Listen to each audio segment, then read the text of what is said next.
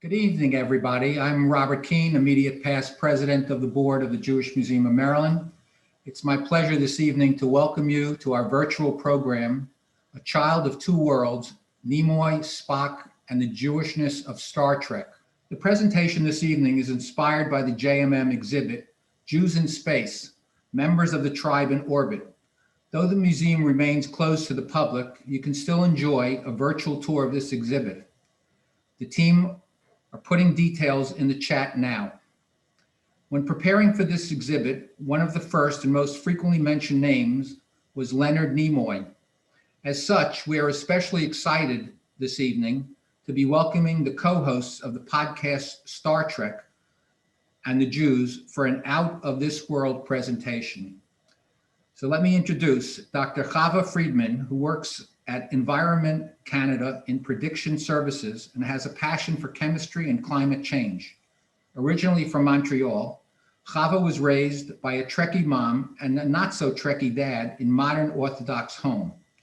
Chava spends her free time sampling the craft breweries around Toronto with her friends, hanging around with her partner Adam and dog Bobka.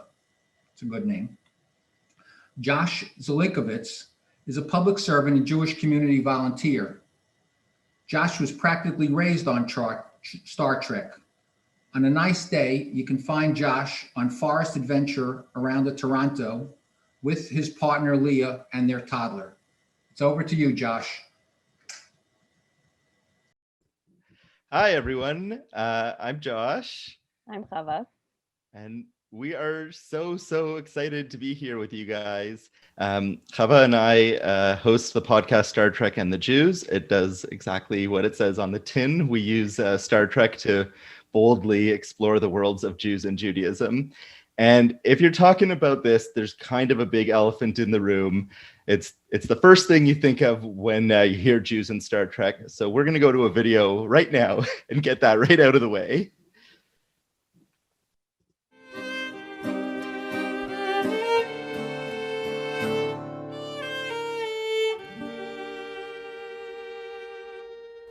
So I'm with my father and my grandfather and my brother sitting in the bench seats. Women were upstairs. 5 or 6 guys get up on the bima on the stage and they're facing the congregation. They get their talit over their heads and they start this chanting. I think it's called duchening. And my father said to me, "Don't look." So everybody's got their eyes covered with their hands, or they've got their talit down over their faces, or turned away, turned their back to these guys. And I hear this strange sound coming from them. They're not singers. They were shouters. And dissonant. It was all discordant. And they were doing like, that kind of wailing, and all discordant, not together, not in unison. And then the leader would shout out, "Yevorechecho!" And the rest of them would respond, "Yevorechecho Adonai v'yishmerecho!" It was chilling. You know? Whoa, something major is happening here. So I peeked. And I saw them with their hands stuck out from beneath their talit like this towards the congregation. I thought, wow. Something really got hold of me. I thought, I had no idea what was going on, but the sound of it and the look of it was magical. This is the shape of the letter Shin, Hebrew alphabet, Shin. Very interesting letter in the language. It's the first letter in the word Shaddai, the first letter in the word Shalom, first letter in the word Shekhinah, which is the name of the feminine aspect of God, who supposedly was created to live amongst humans, the Shekhinah. Why you're not supposed to look came to me much later. My wife Susan has a cousin who's a rabbi here in Los Angeles at Temple Israel. And I was telling him this story, and he said the reason you don't look is the legend is that during that benediction, Yevorechecho, the Shekhinah comes into the sanctuary to bless the congregation. And you don't want to see that because it's so powerful, you could really be seriously injured, or it could be fatal. So that's why you protect yourself by hiding your eyes. Don't look. I survived. I never dreamed that I would do that someday or be involved in it in some way. But sure enough, one day we're making the Star Trek series, television series. We come to a very lovely script called Amok Time, where my character, Spock, who comes from the Vulcan planet, has to go home to fulfill a marriage betrothal, to be married. And the lady who's going to conduct the service is a lady named T'Pau, played by a wonderful Jewish Viennese actress named Celia Lovsky. I'm supposed to meet her when we arrive at the planet. We exchange hellos. It was the first time we were seeing other Vulcans, other people of my race. So I was hoping to find some touches that could develop the story of the Vulcan sociology, history, whatever, ritual. So I said to the director, I think we should have some special greeting that Vulcans do, because he said, what do you mean? I said, well, you know, humans, we have these rituals, things that we do. We shake hands, we nod to each other, we bow to each other, we salute each other. What do Vulcans do? So I suggested this. He said, okay. And that's how we did it as a greeting, a Vulcan greeting. Boy, that just took off through the culture. It was amazing. Within days after it was on the air, I was getting it on the street. People doing this to me, waving to me in this Vulcan gesture. That's interesting. And it's been that way to this day. It's almost 50 years later, people are still doing it. It just touched the magic chord. Most people, to this day, still don't know what it's all about. A lot of people do, because I've talked about it a lot. I've been asked the question, where did that come from? And I have very readily put out this story. It's sort of like a secret handshake or something, you know, that people enjoy to exchange with each other, as if to say, I'm in on it. I know this. I know the joke. You know, Star Trek, right? You know, hey, Star Trek. You know, it's great. It's great. People don't realize they're blessing each other with this. It's great.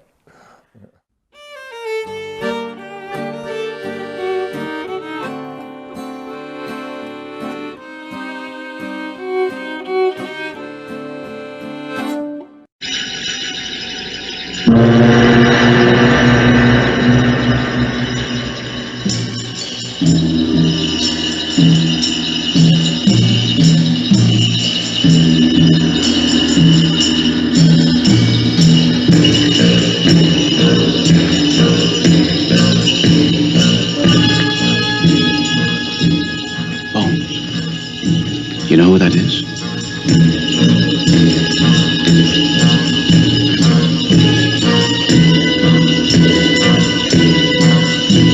How? The only person to ever turn down a seat in the Federation's Council. How? Officiating at Spock's wedding? He never mentioned that his family was this important.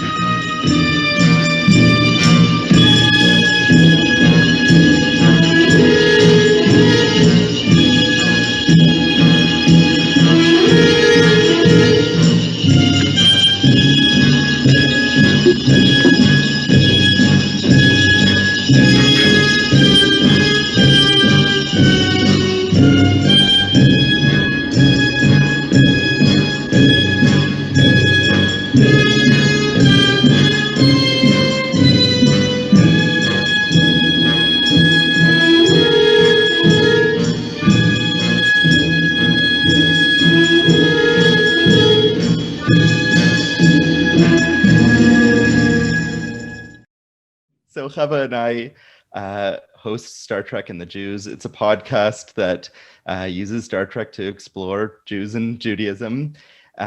We talk about all sorts of things like exploring Jewish ideas, like the evil inclination through Star Trek, looking at Jewish literary and historical references intentionally put in Trek, problematic anti-Semitic tropes in media as they show up in Trek and other places.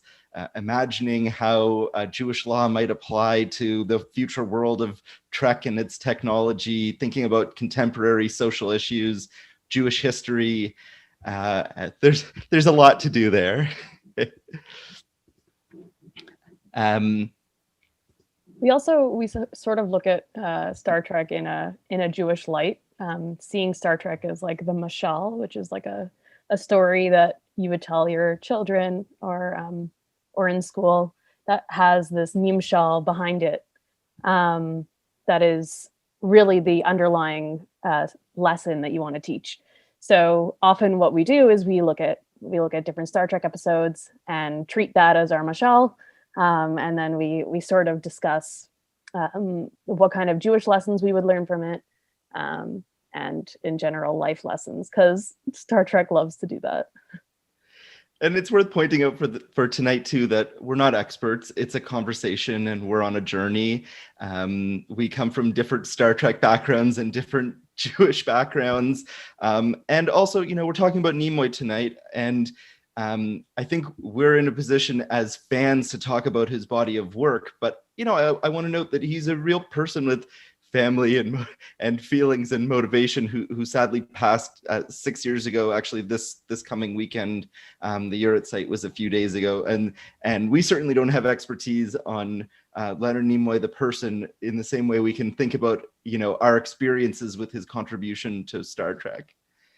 So Chava, let me ask you about this. Wait, Josh, bring your mic closer a little bit. Yeah. How's that? Better? Much better. Let me ask you about this and what it makes you think of. Yeah. So, I mean, as was said before, I grew up in a modern Orthodox home. So I went to shul a lot. And that was a tradition that was performed exactly as Leonard described it, where the priests or the people descended from the Kohanim, from the priestly family, go up to the top and the front of the congregation, and they put their hands up. I also peeked, so I know that they do this. And then they do this big chant, and they bless the congregation, and it's considered like a very awe-inspiring moment. It's actually a little surprising to me that it's something that's dropped in Reform community. I didn't know that until I'd been to like synagogue, as a Reform synagogue on a holiday. But yeah, so because of the classist nature of the entire ritual. But yeah, it's super important to the holiday. It's considered like an event that you'd like to be there for. Having the Kohanim bless you, and like as a little kid, you stand under your father's talit in the men's section, and it's got like an interesting vibe to it because of that. What do you make of the fact that it's like transcended this small Jewish ritual and become like a global symbol? I think that I wouldn't be surprised if there are people it offends. That if they're like quite Orthodox, and they see this super sacred symbol being used in something like Star Trek. But I also think that it's great. And I love that little bit of Judaism made its way into Star Trek. What do you think, Josh? Yeah, I think that, as we can talk about tonight, there's so much Jewish to think about, and the fact that it would be one thing if it was appropriative, but the fact that it comes from his own experiences growing up it makes it authentic to me. There's some other places where we see Jewish influences in things that Nimoy brought of Yiddishkeit into Star Trek. I think they come through more in the films. Star Trek has had many chefs in the kitchen. You have a film and television franchise for over 50 years now. But he had a lot of influence in the film franchise for the original series. Of course, he directed 3 and 4 and produced 6. He's spoken about how he brought a certain Judean desert aesthetic to the depiction of the planet Vulcan, which we see in 3 and 4. We see in 6, which he produced, and this is a really wonderful scene that I think we'll come back to after, that he keeps Marc Chagall's expulsion from paradise hanging in his quarters on the Enterprise A. I don't know, print or original, that might be a risky thing to keep aboard a starship. What are some other things that you think Spock might have, that might embody like Jewishness in Spock the character? Well, definitely some of the personality of Spock. So like Spock as a logician, Spock as sort of separate from everybody else in specific ways. And I think we could talk about that a lot. Yeah. Could he possibly be like canonically Jewish? Yeah, what do you think? Do you think he's actually Jewish? It's maybe a little, who knows? It's something we've talked about a lot on our show, is that Star Trek has like never really shown a Jewish character. There's like a bunch of marginal cases, like the immortal Flint actually having lived one of his lives as King Solomon, or a hologram of Albert Einstein in Next Generation, or Haredi background actors in a time travel episode in Deep Space Nine. But we've never seen like in televised or film Star Trek, like a Jewish character walking down the hallway in a Starfleet uniform that we know of. Except Spock. There's maybe Spock. There's a few little hints. He does have a familiarity with Jewish texts. So we see that like he can quote the Hebrew Bible, but we also see that Spock can quote Shakespeare and quote Greek mythology. If we go into the midrash of Star Trek, kind of the exegesis, quasi-canonical texts, there are a host of Jewish characters, and there are a few novels that say his human mother, Amanda Grayson, came from of partial Jewish descent. It's midrash. I think you can take from it what you want. I don't think there's an intention to make Spock a canonically Jewish character in Star Trek, but there's so much that we can read into, especially as we think about Spock as the other. And there's a great line from one of my favorite episodes of the original series. It's Journey to Babel, which is where we meet Spock's parents for the first time. And Amanda says to Kirk, "I'm glad he has such a friend. It hasn't been easy on Spock, neither human nor Vulcan, at home nowhere except Starfleet." So what do you think about Spock as the Jewish other, and like otherness as a Jewish concept? Yeah, it's a really good question. I think that recently there's been a lot of conversation around whether Jews fit in with white people or not. And I think that sort of divide there is a little bit Spockish, a little bit like how Spock is with the rest of the crew. He's like almost not quite the same as everybody else. And I think that a little bit that's kind of how the Jews are with the rest of society, or the rest of white society. It's a tricky area. Like Star Trek has a really problematic history when it comes to like using an alien species to depict racial and ethnic groups, and sometimes it's like very essentializing and frankly like very colonialist. But there's like this whole conversation around Jews and whiteness, and many Jews are not white. And in North America, there's this interesting balance for Jews who are white or appear white, or however you want to call it, where we benefit from white privilege with respect to all the ways that white privilege benefits people: housing and education, employment, access to government services, encounters with law enforcement. And yet, we know that there are like white supremacists who see us as the outsider, who see us as not in that group, and perhaps with genocidal intent. I've seen the phrase conditional whiteness, and it's a controversial one to be sure. It's interesting how like the Jewish community's response on this has evolved over time. Like I don't think American Jews were like chomping at the bit to call themselves non-white in the 1950s if it meant like exclusion from federal housing programs. Right. But there's something to the fact that like once in a while, every couple of weeks, they beam down to a planet, and Spock just has to put on a hat to pass as human. Puts his headband on, and nobody can tell he's not human, except unless you speak to him, which I think is sort of how someone would act if they started talking to me about Christmas, for example. Like I wouldn't know what's going on, and it would become quite obvious that I stand out because of that. We played a clip at the beginning, and I want to say thank you to the Wexler Oral History Project at the Yiddish Book Center, who've allowed us to use media from their incredible oral history project with Leonard Nimoy. The whole 2-hour interview was amazing, and it's on their website. And thank you, Yiddish Book Center. But there's a part in that interview where Nimoy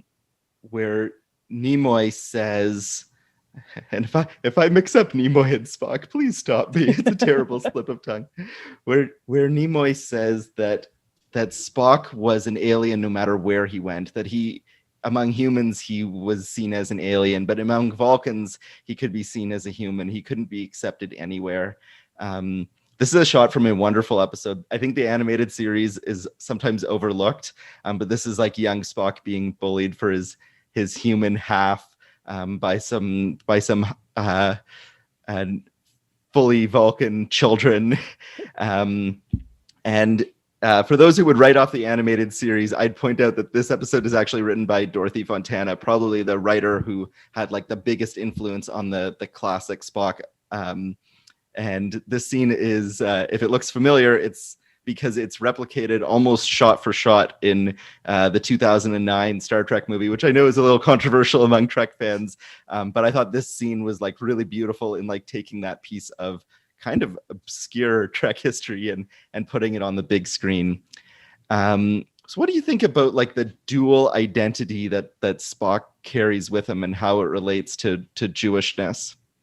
I think it's pretty closely connected to the question that, I think we both get asked pretty often is, would you consider yourself a Jewish Canadian or a Canadian Jew?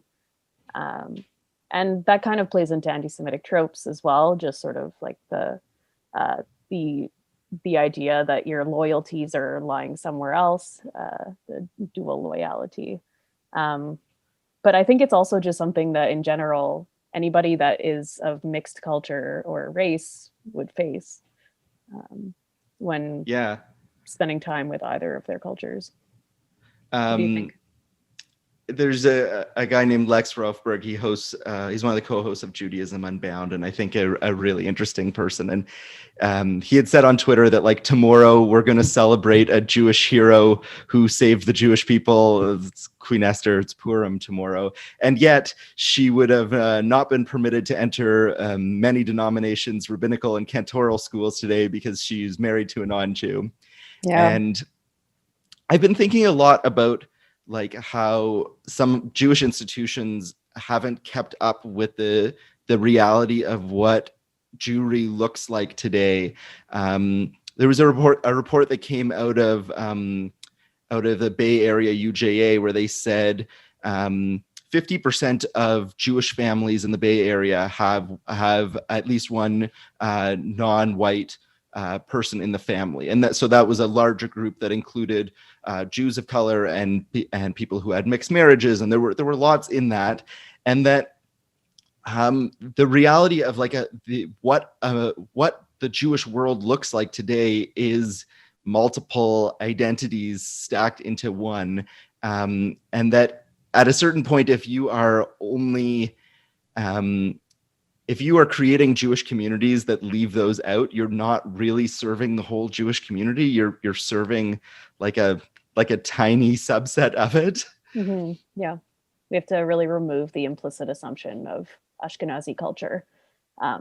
both Josh and I are Ashkenazi, so that's obviously not something that we're super easy at doing on our podcast or here. But it's something that we should all strive for, and certainly synagogues, if they want to continue to attract new members and everything, they should as well.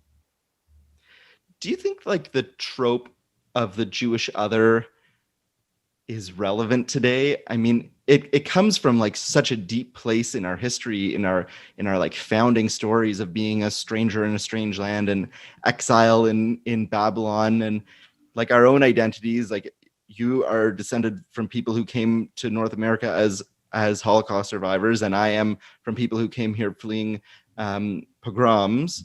And yet in some ways, I don't know if I feel like an outsider. What do you think? Definitely, like when I was existing as a religious Jew, I did. Like if you, even just walking around, like you're wearing a long skirt, and you're maybe doing traditions that other people aren't doing. But yeah, so I definitely felt that way. And I do continue to feel that way, because I mean, I was raised eating kosher food. I often don't know lots about cultural traditions that are outside of my own. Mm-hmm. It's What a about funny you? situation in Toronto where, you know, as Jews, we're like one of many, many different cultures. Like, it's not the situation where you have one minority group. And yet there were times, even having grown up in like a particularly Jewish neighborhood, there were times when I felt like the outsider. I went to middle school far from where I had grown up, and I'll never forget like this very sweet, she had no malice in her whatsoever, like 11-year-old asking me if I had horns at Keele and Eglinton, like not so far from where we live. Yeah. I think that's present, and it's not distinct to Jews anymore. Like, there's so many peoples throughout the world that have a diaspora, that feel like an alien wherever they go. I know like so many people who are LGBTQ plus and maybe like were in the closet longer than they wanted to be because of family situations have said that Spock resonates with them because of his like status as the outsider, and because, you know, the clip that we just watched from Amok Time, like, you know, Spock has the urge to mate or die, but then after he rolls around with Kirk for a little bit in the dirt, he's all good. So maybe there's different reasons there too. I also think that Spock is like, not only is his appearance different, but because his mannerisms are so different, he is the other in a lot of different ways.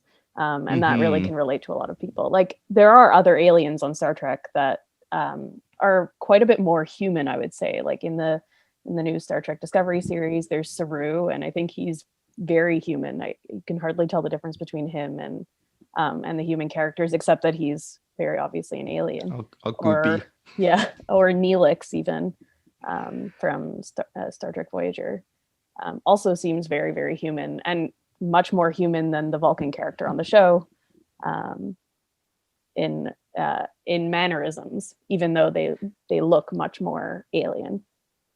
It's funny how Star Trek will play with the mask. Like, they'll make it heavier or lighter to use physical differences to show how alien they want to make a character. Like, famously, Christopher Plummer, who just passed away very recently, when he played General Chang in Star Trek VI, he asked them to like do the ridges as minimal as possible, because he wanted to be this like Shakespearean character and really like have a pathos to him. And so they made his alien character less alien than maybe something like Star Trek Discovery, which put the Klingons in the full prosthetic and the fangs and the claws. And I think it's interesting how they can play with a visual medium there to like send different cues to the audience. Yeah. What do you think about Vulcan logic? So I know that we think a lot about Vulcan logic and rabbinic thought. That's something that we kind of do on our show, is connect Star Trek with rabbinic thought and sort of think about Star Trek the way rabbis would think about Jewish texts. Like, what even is Vulcan logic, right? I almost feel like Star Trek has taken over the word logic and given it a new meaning that is in the Yeah. culture, and it's in our understanding of the word. Can't get rid of it now. But I don't know that like Vulcan logic always has a consistent philosophy, and it doesn't seem to have a lot of similarities with, like, I don't think that Plato or Immanuel Kant would look at what the total lack of emotion and say that is Yeah. about a system of, rules and inferences, that how they understood logic. So maybe Vulcan logic is more like a personal practice. It's like a musar. You have this emotional suppression. You have a deference to tradition, which doesn't really gel well with like a system of rules and inferences for guiding your life. And yet, like we saw in Spock's betrothal scene in Amok Time at the beginning, that's so much of what the Vulcans are. What do you think? I think that Vulcans are logic based, but it doesn't necessarily mean that they're based on the scientific method. And that's something that I think Star Trek kind of confuses, and Spock does as well. Because you can't really logic your way through an experiment. And certainly I think that you could come up with very many different logical conclusions based on a specific set of axioms that you come up with. And I think that those differences are often related to emotion, even though Spock pretends that they're not. Yeah. And I think actually that the Talmud is very similar that way. There are many different logical conclusions from different rabbis and scholars, but ultimately there's no one truth or correct way that's decided by like any fact confirming authority. So I think that's kind of similar actually to the Spock logic, because it's it can be influenced very much by a Vulcan's own truths and their own like ideas of morality. Yeah. I like to say that there are actually like two species in Star Trek that are driven only by like a heuristic system of inferences, and one is the Vulcans and the other is the Borg. And for those of you not familiar with like 90s 2000s Trek, the Borg are this like zombie like cybernetic species that want to go forcibly assimilate other cultures into their own by physically making them into cyborgs as well, like a menacing threat throughout the galaxy. And the difference between the Vulcans and the Borg is like, it's very Aristotelian. It's like truth and beauty, in that like Spock is almost like Maimonides. He sees like how Maimonides would have thought of Torah and medicine and astronomy and poetry and all as facets of the search for truth. I think that Spock is on that kind of journey as well. We'd shown that picture of the Chagall painting with actually Kim Cattrall. It was her film debut in the slide earlier.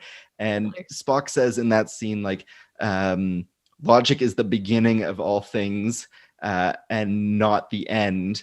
And I think it's an interesting approach to take. I've seen a lot of people draw like a connection from the like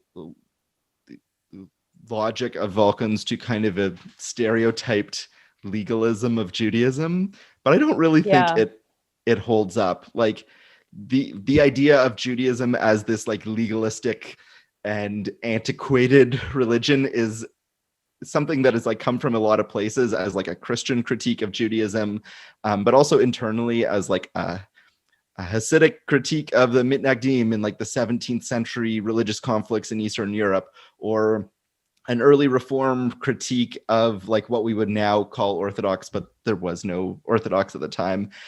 And I don't think it fully holds up. Like, I think that if we look into Jewish texts, like in the Talmud, the rabbis are more concerned with chesed, loving kindness, and tzedek, righteousness, than they are with like technical compliance with the law. They clearly think those are more important than the heuristic rule following. And yet you can't like write a whole order of the Mishnah on loving kindness. At least I don't think you can. Maybe I shouldn't discount what they can do in the same way that you could, drone on for hundreds and hundreds of pages about the legal fiction of offense surrounding the community that lets you walk with a thing outside a certain day of the week. And so like the logic gets applied there, but maybe not as a whole system. What do you think? I think that definitely the two types of thinking coincide. And like Spock is the science officer, right? And I think that there's a good reason for that. It's a way of thinking that is, I do think, very Jewish, like thinking through the logical flow of a specific scenario and analyzing the Torah as such. And I think that that's a big reason why there's a huge overlap between Jewish scientific Nobel Prize winners. And that's, I think that there is definitely a connection there, and it's important to point out. Somebody threw in the chat that like, yet there's also a stereotype of the overly emotional Jew. And that's so true. And it's a trope that I think that Star Trek has unfortunately employed in some kind of nasty ways. We had a very long conversation months ago with a guy named Professor Jonathan Bramfman. He's a media studies prof at Cornell. And we talked about how like pretty like pernicious depictions, especially of like Jewish women and like really like gendered tropes and like the nice Jewish boy and the nagging Jewish mother, that like he kind of traced the roots of those all the way through history to the Middle Ages with us, and talked to us about ways that shows up in Star Trek. And I think it's such an interesting point. And I also think it's worth pointing out that like Star Trek isn't over, and Torah is an Etz Chaim, a living tree, and we're always kept on our toes because it's always going in new directions. There are new Jewish trends for us to think of, and new Star Trek for us to think of. Not too far from where we live, they are in day 3 of production on Star Trek Strange New Worlds, and we will have a new interpretation of Spock and who he is and what he brings, played by Ethan Peck in this incarnation, and a new team of writers. So I'm really excited for that. Me too. I think we should play our game. It's called Spock or Torah. And here is this Nimoy getting ready for Yom Kippur or Spock it looks like the Holy of Holies to me. I don't know. So we're going to play a little game called Spock or Torah, where Chava and I are going to try to stump each other and all of you voting in the chat. For those of you who are registered through the museum, you'll be able to participate in the chat. I don't think it will be on Facebook, but throw it in the chat on Facebook if what you think it is. So we are taking an expansive view of Torah, could be written Torah, oral Torah. Let's see what you've got. We're going to read quotes, and we got to figure out if they're from Spock or Torah. You want to go first, Chava? Sure. Okay. Having is not so pleasing a thing after all as wanting. I think that is from Spock. I think it's from the one where he gets the spores in his face, but I'm not 100% sure. Oh, well, people are voting. Let's give it some voting time. I'm gonna move those polls so I don't get influenced by them. Put them at the bottom of my screen. No cheating here. I'm less confident that it's the one where he gets spritzed in the face and then Kirk has to bump him on the head with the pipe, and that's a great episode. So much pathos in that one. Anytime they let Spock like break out of the shell. Okay, so it is Spock, and almost everybody voted Spock. I think 91%. Yeah, and it's from Amok Time, actually. Oh, from Amok Time. Yeah. Oh. Also one with an emotional Spock who needs to get bonked on the head. Okay. Trillion, this is Josh 1, each of us. Each of us at some time in our life turns to someone, a father, a brother, a God, and asks, why am I here? What was I meant to be? I actually think that that's Spock. Why don't we give it a few more seconds? Oh, I see Oh, the you're stumping people. polls are That's like a half and pretty half. split. See, the problem is that by the time they get to this line, they've been floating through V'ger for 3 hours and all the orchestrals have been going and the swooping shots of the ship and the graphics of the cloud. This is Spock in the motion picture, which is one of my favorites because I love any Star Trek movie where instead of a villain, there's like a confused child as the main obstacle. Okay, back to you. Do not appease a person while he is still angry. That's got to be. That sounds like either Moses lecturing the Israelites or maybe like Pirkei Avot or something like that. I'm going Torah here. Plus, what does Spock know about anger?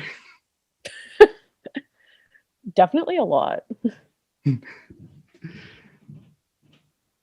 All right. Yeah, everybody's got it. That's Pirkei Avot 4:18. It's Torah. All right. Don't seek greatness for yourself and don't desire honor. More than you study, do.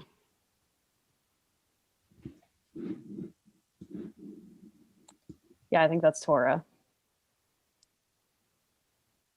Let's give it. The audience seems to be pretty sure Torah. Yeah, also. I don't know. Calling a friend. It's funny that you and I went to the same place because they are very logical, a little bit more than maybe you'd find in like the Pentateuch, but that is also Pirkei Avot. Yes, Back we to do have a you. very wide definition of Torah. We're including the oral Torah and the Pirkei Tanakh. Avot is part of the Mishnah. It means either the ethics of our fathers or stuff my dad said, depending on how you dad's plural, depending on how you translate it. But what has been called a body of Jewish ethics? This is the punishment of a liar. Even when he speaks the truth, no one believes him.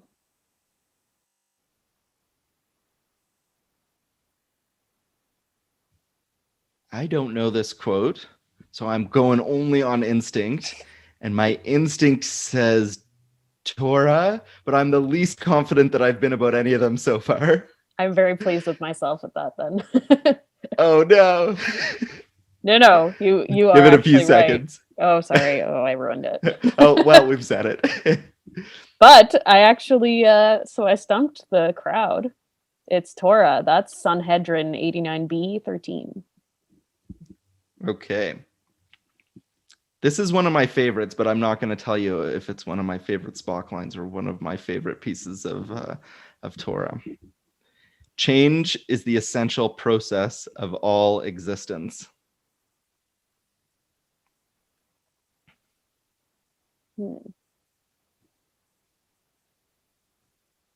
Spock? Would it help if I went like this? So I'm black on one side and white on the other. That is Spock, and it's the infamous episode with the two who hate each other and can't figure out why until it's very on the nose and maybe worked as a good racism metaphor in 1967 and comes up a little bit short today. But yes, that is Spock, and I love that line. Changes the essential process of all existence. That to me is like that is Spock, and that is his wisdom. I think you have one more, and then we're going to go to Q&A. I do. I have a bonus one. Okay. Without followers, evil cannot spread. Without followers, evil cannot spread.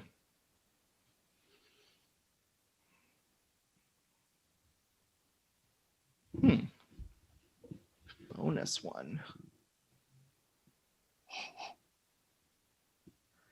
I'm leaning Spock.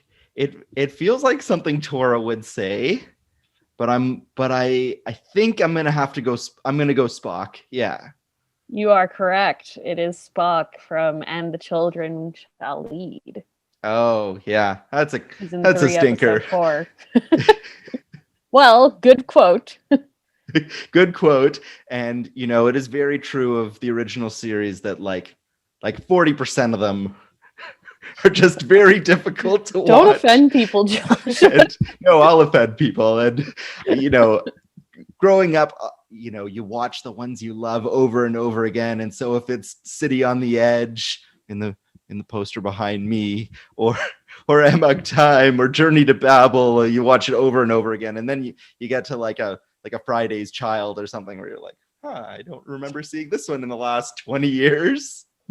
That was fun. I hope it was fun for the audience too. Why don't we go to Q&A now? Yeah, thanks for having us. Thank you both so much. That was fantastic. And I very much enjoyed your quiz, and I think it looks like folks in the audience did as well. So just a quick reminder for those of you joining us on Facebook, if you would like to submit questions for Josh and Hava, you can do that by just dropping them into the comments section, and my colleague will make sure they make their way over to me. For everyone else that's joining us in Zoom, if I can ask you to please submit your questions using the Q&A function. I'm really enjoying seeing all of the conversation going on in the chat, and feel free to continue with that as well. Just by sticking with that Q&A function, it means we can really focus on the questions and make sure we answer as many of them as we possibly can in the next 10 minutes or so. So I think, okay, let's start with one of the questions that I did sort of see bubble up in a couple of different places, which was about Worf's foster parents as an example of Jewish characters in Star Trek. I wonder if you can talk to that a little bit, please. They're really coded Jewish, but Yeah. So Worf's parents are played by like famed Yiddish actors, including Theodore Bissell, who was like Tevye in Fiddler on Broadway for many years. They came so close to making them Jewish. It was in an early version of that's it's a great episode where we meet them. It's right when Picard's come out of the Borg and you know he punches his brother in the mud in Paris, and they pulled it out. Michael Piller, who was the showrunner at the time, thought it would make them too cartoony, and I don't know what to make of that exactly. I only know the quote out of context because the quote is in Larry Nemecek's Star Trek Compendium. But they feel very Jewish, and like it seems very believable to me that like in my head canon, Worf's adoptive parents were Jewish. But I will say this about them: I don't think Worf is Jewish, and the reason is because there's a line from Worf's mother where she talks about the efforts that they went to immerse Worf in Klingon culture, learning how to make blood something, and sending him to live with his cousins for periods. And I think like cross-cultural adoption is full of landmines, and that's something the Jewish community has experienced. Like here in Canada, we have a lot of controversy, for example, of like Jewish families that were involved in the 60s scoop, and like erasure of Indigenous identities through that. And so like I applaud Worf's potentially Jewish parents for going out of their way to keep Worf in his culture. But I love the Rozhenkos, and that's such a great episode. Thank you. Okay, so we got one question very early on, so I hope I'm getting this right. Somebody asked, wanted to know, so that Roddenberry had asked Leonard Nimoy for his input, and you know the sort of bringing in of this, and so they asked, you know, how involved is the cast in the sort of direction of Star Trek, and the sort of maybe even like evolution of their characters and whatnot? Was this sort of something that was really out of character, or actually was that sort of what the sort of creative work-life balance there looked like at that time? I don't know. I don't know enough about the 60s production to say how involved cast were, except that we know that in this case he said, let's do it, and they did it. As we mentioned, like in the films, Nimoy had a much bigger role because he was a director and then producer. I should say also on Roddenberry, this Amok Time is season 2, so Roddenberry's already less involved in kind of day-to-day production, and then by season 3, he's like mostly out of the picture. I think that there are many different histories that have emerged in books like These Are the Voyages, sort of like oral histories of Star Trek, about how much of Roddenberry's participation in Star Trek has been exaggerated over time, although he certainly came up with the idea. And there's a lot of different chefs in a pot. So I definitely a lot comes from Nimoy. I think Dorothy Fontana, who was like, today we would probably call her like the story editor or something like that, but she basically was in charge of keeping like the early continuity and wrote a lot of the Spock heavy episodes. Has a lot in that. So, you know, film's collaborative. Thank you. Okay, so question here. The concept of miracles, mysticism, etc. is dispelled by Zachary Quinto's Spock in the second new Star Trek movie when he says there are no such things as miracles. Do you think that line was included for more reasons than to move action and to accent Spock's logic?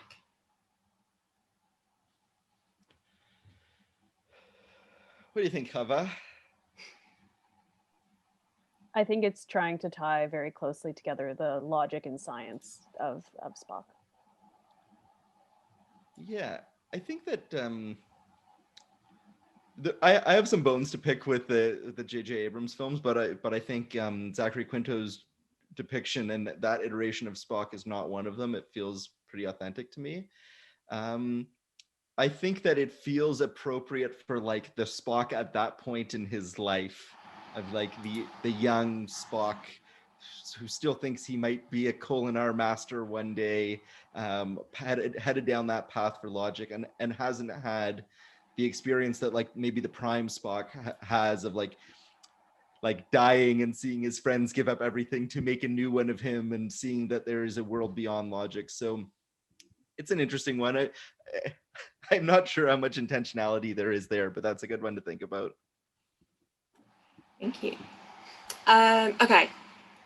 Could you please speak to the relationship of the Prime Directive, non-interference, with Hillel's version of the Golden Rule, do not do unto others? So the Prime Directive is Starfleet's General Order 1, maybe, depending on who you ask. And there's 2 facets to it. One is that you can't interfere in undeveloped worlds, even make them known of you, and the line is usually whether or not they have discovered faster than light travel. And the second is that you cannot interfere in others' affairs. Hillel's Golden Rule is whatever is hateful to you, do not do to others. What do you think, Chava? I think that the Prime Directive is a little bit, I don't know. I don't really like the Prime Directive. I think that they only bring it up when they want to not help out someone that is like a species that's on another planet that needs help, that is not as developed as they are. So I don't really see them as comparable. I guess I think of it. I think of the Hillel saying really more as like, you should just be kind to other people, and whereas the Prime Directive, I don't really see it that way. But it inhibits kindness sometimes. it really does. It often does inhibit kindness. Yeah. Yeah, there's a comment in the chat that it was a response to U.S. Cold War foreign policy in Vietnam, and I think broadly to colonialism. Definitely true. Chava, it's a really good point that like they usually talk about the Prime Directive when there's a situation where they maybe really want to break it. Yeah. And I think that's where it's more like rabbinic thought, in that it's not really about the precise rule of the Prime Directive. It exists in the story to say like these characters live by a code, and they live by a set of rules that they're sworn to defend, and that's like their whole way of life is oriented around that. And what do they do when like an ethical dilemma presents itself that forces them to deviate from that code? And I think that is like a really Jewish set of questions to think about. Like how do you navigate all of the complications? And we could go on for hours about that, but yeah, living by code more than like the actual similarities between the 2 rules. Thank you. Okay, and thank you for so many questions. Okay, could you please talk a little bit about the explicitly Jewish characters in the novels, such as Captain Gold and his wife, David the Gold. rabbi? Yeah, I have hardly any familiarity with the novels, but on my bookshelf right now is the Starfleet Corps of Engineers books, because we are going to learn about them and do an episode on them in the summer, probably in like July or August. So I don't know anything about David Gold except that there is a short story where he's trying to make a decision, but he's fasting and it's Yom Kippur, and I guess he's like trying to problem solve an intergalactic crisis while hangry, and another one where his wife is officiating at their daughter's Klingon Jewish wedding. So I'm really excited to read those. There's a lot of like explicitly Jewish characters in the novels, comics, video games, and I don't know a lot about them. So yeah, got to learn more. Somebody in the chat says the novels are not canon. Canon schmanon, Star Trek is Star Trek, and we take an expansive view. So if everything that is Star Trek is interesting to us, in the same way that we talk about the fan experiences, and the same way we'll talk about conventions and the history of fan fiction. So yeah, it's not like thought of as canonical within the text, but we take a broader approach. Thank you. Okay, I'm torn. We've got maybe one more question. So, okay, I think these are technically getting at the same thing. So I think, and I apologize if I'm really, really wrong, wasn't there a guy in Deep Space Nine that had every negative Jewish sort of stereotypical body part? Can you guys maybe talk a little to that character, please, and his sort of place in the Star Trek? Are we allowed to say Star Trek universe? Sure. We could talk about that for a full hour, and recently did so. So we have an episode on the Ferengi. The short answer, if I had to give my on one foot answer like Hillel, is that there are deep-seated anti-Jewish tropes that are embedded in lots of places in our media. They definitely come through in the Ferengi, and yet we can still find a way to like love the Ferengi characters, especially in Deep Space Nine, where they are like just beautifully portrayed by an almost all Jewish cast. And that instead of giant ears and noses, Gene Roddenberry originally wanted the Ferengi to have giant dongs. Fantastic. Now I'm not sure if we can end on that one. I do think that actually a lot of minority groups see that in the Ferengi as well, though, and it's not just Jewish people, that they sort of see the negative traits that are attributed to them by white supremacy, basically. Armin Shimmerman had said at a convention once that, like, in Australia he gets asked if they're Chinese, and in England he gets asked if they're Scottish, and in America he gets asked if they're Jewish. And yet I don't think you can divorce the depiction of the Ferengi from like some really deep-seated anti-Semitic tropes. Yeah. And I also think that like the defense that, oh, they're really a critique of capitalism, they're not really a very good critique of capitalism. Like they're more like kind of they're more like a used car salesman than like expansive capitalist success and oppression from that. So there's some problems there. Pretty offensive, definitely. Though they're interesting in that they're like very rules based too. And yeah, we could go on and on and on about the Ferengi. Well, let's we should wrap it up, recognizing we're gradually going over time. So thank you so much for joining us this evening. For those of you in the audience, when you leave, you'll be directed to a survey. Please take a moment to complete it. It really does help us to continue to serve you better. Before you go, my colleagues are now adding some links in the chat, and we'll make sure we stay online for a few minutes so you can grab any that you might like to explore. First up, I think, is an upcoming event that you might find of interest that we're hosting at the JMM next week on March 4th at 7 p.m. We welcome a team of Jewish science fiction experts, one of whom I think is in the audience right now, at least one of whom, for their discussion, People of the Futuristic Book. Jewish writers have worked in the science fiction genre since the very beginning, though you might not always know it from the reading of their work. But some stories are clearly Jewish, whether through tone, theme, or explicitly based on Jewish ideas and culture. Join us again for an exploration of Jewish science fiction and fantasy and a discussion of what makes them Jewish stories.